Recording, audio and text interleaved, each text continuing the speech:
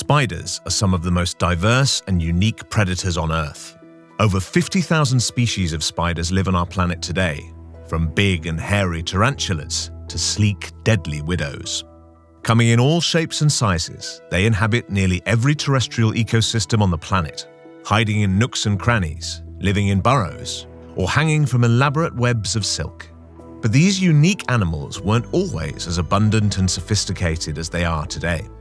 The evolution of spiders began during the Devonian period, around 380 million years ago. In the primitive forests and swamps of what is now North America, there lived a tiny, spider-like arachnid named Atacopus. Crawling along the forest floor, this creature likely fed on other early arthropods, such as springtails and mites. Atacopus is one of the oldest known examples of a protospider, formerly belonging to the extinct order Urarinaida. It possessed silk-producing spigots connected to glands in their abdomen, representing one of the earliest known examples of silk production in arachnid evolution. Atacopus likely produced protein-based silk in a manner similar to modern spiders, but more primitive, resulting in shapeless mats rather than the precise strands we associate with spiders today. It's unlikely that Atacopus constructed webs. Rather, it used its silk to protect its eggs and reinforce the walls of its burrow. Despite some similarities to modern spiders, Atacopus did not have a fully developed spinneret, so it wasn't technically a spider. The first spiders did not walk the earth until the late Carboniferous period. One of the earliest groups of spiders, called Mesothelae, emerged in what is now Europe and North America over 300 million years ago, in ancient forests full of ferns and club mosses. We know more about these primitive spiders because, despite their ancient origins, Mesothelae are still alive today. Over 100 species of Mesothelae live in forested regions of Southeast Asia, China, and Japan, providing modern scientists with an extraordinary window into the chronology of spider evolution. Before spiders ever constructed webs to snare flying insects, Mesothelae used grounded burrows to ambush their prey. These burrows had special trapdoors that were lined with sensitive strands of silk. Whenever an insect touched one of those strands, the vibrations alerted the spider to burst from its hiding place and claim its dinner. Passive hunting strategies like these gave primitive spiders a significant advantage. While other predators wasted energy catching agile insects, Mesothelae conserved their energy until the perfect moment to strike. In Mesothelae, we see ancient hunting behaviors, as well as anatomical developments that define modern spiders, like venom. Today, most spiders have venom glands connected to their chelicerae, the appendages that hold their fangs. This venom can then be injected into their prey, coming out through a narrow hole near the tip of their fangs. Early species of Mesothelae may have used similar venom to incapacitate their prey, making it easier to kill bigger targets and drag their bodies underground. But this venom serves a dual purpose. For spiders, venom is a weapon as well as a digestive aid. Spiders cannot consume larger chunks of solid food, so they use special enzymes in their venom, as well as digestive fluids from the gut, to liquefy their prey's bodies. This process, known as extraoral digestion, allows spiders to pre-digest their food before sucking down the liquefied remains. As far as we know, Mesothelae were the only genuine spiders during the Carboniferous and Permian periods, but in the years to follow, a cascade of environmental challenges shook up the world's ecosystems, challenging species to adapt and change. The greatest of these challenges came at the end of the Permian period, when a mass extinction event nearly eradicated all life on Earth.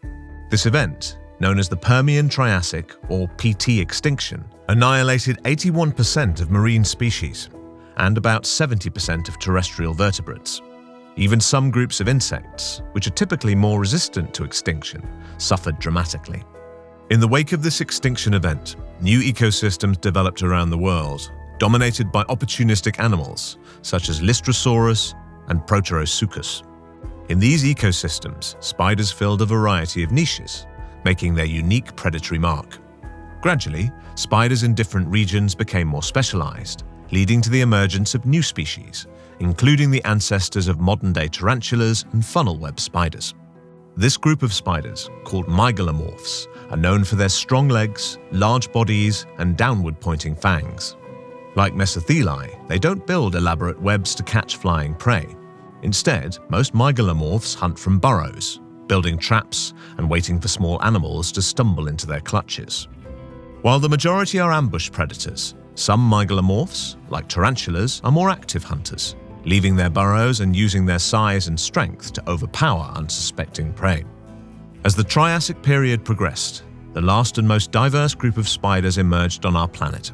Known as araneomorphs, these remarkable spiders have fully developed spinnerets as well as pincer-like fangs that point diagonally instead of straight down.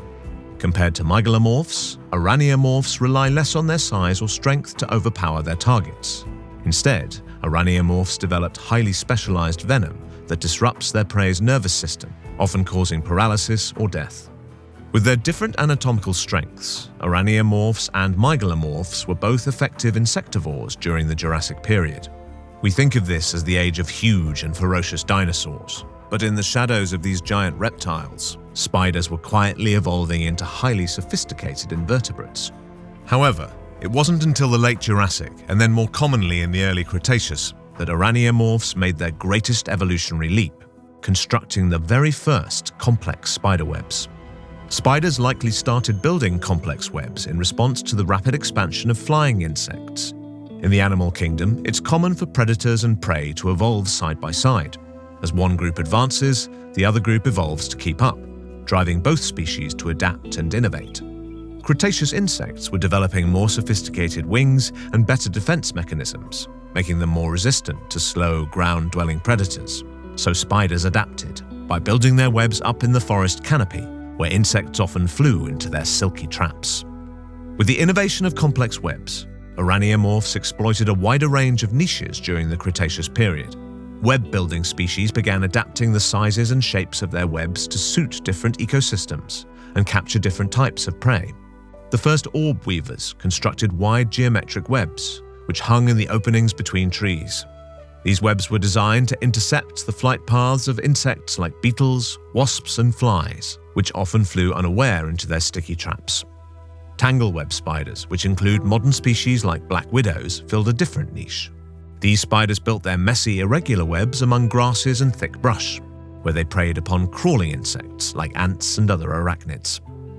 Fossils preserved in amber reveal that many Cretaceous spiders were remarkably similar to their modern counterparts.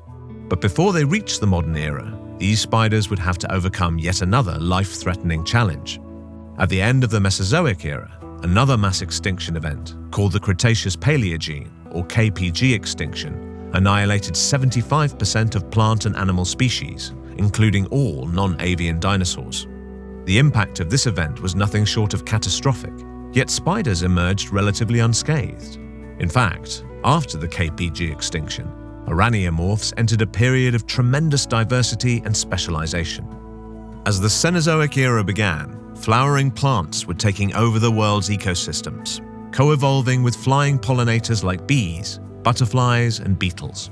As these populations skyrocketed, spiders adapted new hunting strategies, evolving tricks like camouflage to capture specific kinds of prey. Crab spiders, for example, use their colorful bodies to blend into the petals of flowers, where they wait to ambush unsuspecting pollinators. Another example is the bowler spider, which emits pheromones that closely mimic the scent of female moths. These pheromones attract male moths, who follow the scent, thinking they are about to find a mate, only to fly into the bowler spider's trap. Many more extraordinary spiders cropped up during the Cenozoic era. Even though they can't fly, spiders developed unique tricks for spreading their lineages far and wide. For example, dwarf spiders and many other species use a dispersal method called ballooning to travel long distances and across bodies of water. Like a balloon at the end of a string, they hang onto loose strands of silk as they're carried away by the wind, sometimes traveling hundreds of kilometers before settling in a faraway land. Despite living almost everywhere on the planet, recent years have not been as kind to some populations of spiders. Human activity has taken a toll on many of the most sensitive species. For example, a 2020 study in Switzerland found that populations of the European garden spider had dropped to less than 1% of historical levels for the region. Deforestation has also destroyed common spider habitats, like rainforests and woodlands, while pesticides have killed many of the insects that spiders normally eat. Nevertheless, many spiders have found ways to survive in human-modified landscapes, In fact, some species are well adapted to urban environments and rarely live anywhere else. The American house spider, for example, from the genus Parasteatoda, lives mostly in the corners of human homes, barns, and sheds, weaving messy cobwebs and feeding on common residential pests, including flies, ants, and smaller cockroaches. Some orb weavers also build their webs around artificial lights, which naturally attract flying insects like moths and mosquitoes. Because of their remarkable adaptability, spiders remain some of the most abundant and influential predators of all time. Key innovations, including web building and venom specialization, have allowed spiders to exploit countless ecological niches. Some spider populations may be declining, but if evolutionary history has taught us anything, it's that spiders are extraordinarily resilient.